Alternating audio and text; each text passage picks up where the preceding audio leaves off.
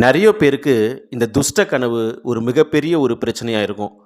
தூக்கத்தில் அலறது, கற்பனை கூட பண்ணி பார்க்காத அளவுக்கு கனவுல மிரட்டுறது, இதுபோல் பல பிரச்சனை இருக்கும். இது பல கோயிலுக்கு போயிட்டு வந்தாலும் என்ன பண்ணாலும் சரியாகலையா? ஒரு பழமையான தாந்திரிக முறையை சொல்கிறேன், கவனமாக செய்யுங்க. கண்டிப்பாக இது 100% பலன் தரும். ஒரு அமாவாசை நாளில் அல்லது அஷ்டமி திதியில் ஒரு புதுமையான புதிய ஒரு மூங்கில் முறம் வாங்கிக்கோங்க.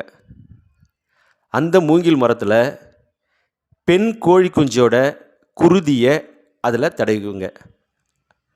அது மேலே எருமை மாட்டு சாணி வாங்கி முறம் முழுவதும் நன்றாக பூசி வெயிலில் காய வச்சுருங்க.